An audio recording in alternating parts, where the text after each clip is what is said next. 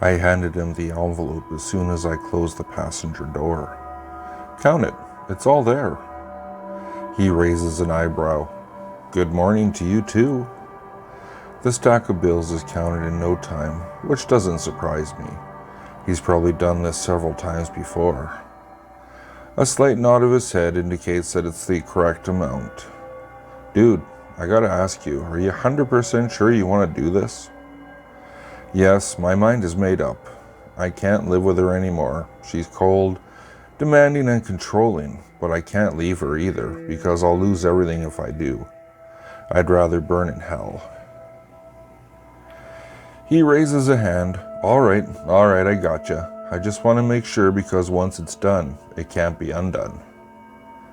"I'm aware of this. And you can't do this yourself?" "I told you I've tried, but I keep losing my nerve." He shrugs. "Okay then, so let's go through this once more. Dinner's at 6 sharp. I ring the doorbell at 6:05, then one clean shot to the head, execution style. "Yes, please. Quick and hopefully painless." "Thy will be done," he says, and we shake hands.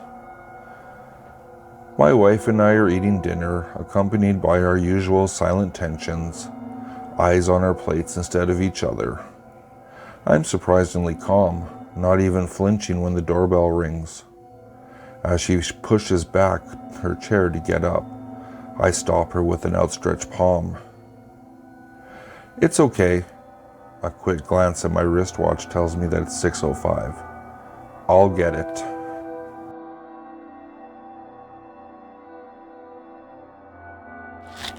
About 10 years ago, my 3-year-old son and I moved to a new house. It was a very old building, and the inside of the house always seemed to be just a little darker and just a little colder than it should have been. Not long after we moved in, a friend of mine came to visit. The whole time we were sitting and talking, she seemed very uncomfortable. When I looked at her face, I noticed that something in the other room had caught her attention. Her eyes grew wide and she said, "I have to go." I asked her what was wrong, but she refused to tell me. Her odd reaction was freaking me out, so I kept after her. On her way out the door, she finally blurted out, "This house is haunted." But she wouldn't tell me what it was to make her think so. To this day, she still refuses to tell me what she saw. About a week later, my 3-year-old son casually asked me who the old lady in the bathroom was. One day as I was leaving for work, but once I got in the car, I realized I needed to run back in the house to get something. I walked into the house, and as soon as I got inside, this framed photo on the wall shot off the wall. It didn't fall down. It shot horizontally away from the wall, and it landed on a mosaic table with enough force to break some of the tiles off of it. I felt like whatever was in the house was pissed off that I came back in after it, though it thought I had left for the day.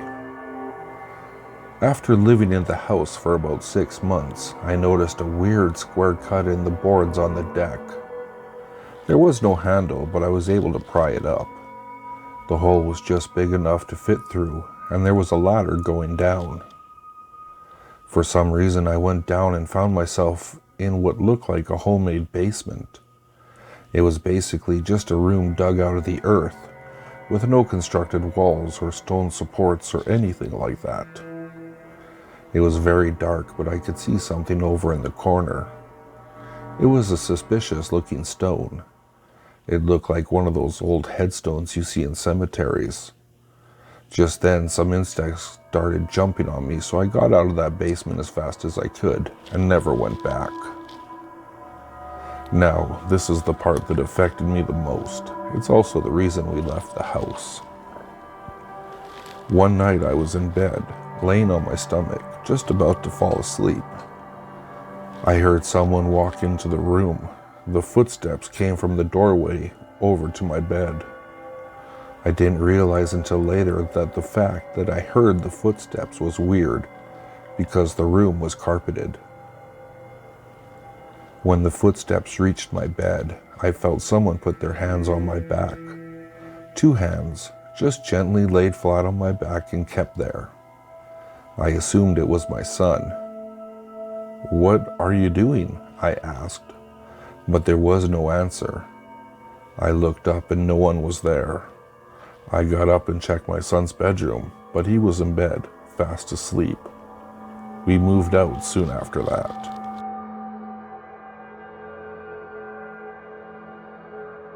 I can feel it again. I can feel the pervasive, crawling itch. The kind of itch everyone gets from time to time. The kind of itch that causes an instinctive scratch, with no conscious thought driving the motion. Pure reflex. A dig with the fingernails and the itch is relieved. And looking at the spot after scratching shows nothing. Unblemished skin and slowly developing red streaks where the nails have been dragged. But I don't scratch. I don't scratch. I don't scratch because last week I looked at an itch just before scratching. I looked and I saw something. Something small. Something black. Something with legs and hairs and pincers and mandibles. And I couldn't stop the reflex. I couldn't stop my hand reaching for my leg. I couldn't stop my nails digging in. And I couldn't stop that thing from climbing through my damaged skin, from disappearing into my flesh. I can feel the itch again. I can feel it. And this time, it's different. This time, the itch is coming from the inside.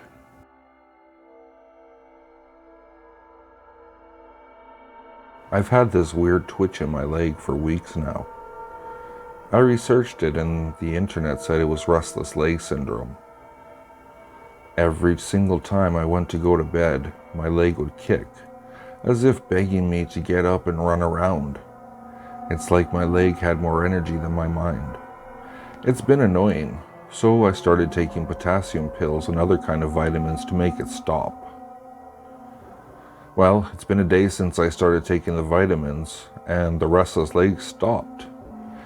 Except now I keep waking up with bruises all over my legs. I wake up with fresh cuts too. This isn't the weird part. I'm used to waking up with random bruises. I bruise easily. I could be sitting at my desk, get up, and somehow I bruise my arm by bumping it into my chair.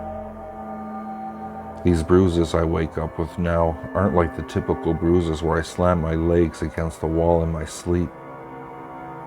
I swear these bruises look like fingers and claws scraping down my calves. I'm starting to think that maybe there was a reason for my twitchy legs. I think, and this may sound insane, my body didn't want me to go to sleep because something's trying to take me. I don't think I'm going to sleep tonight.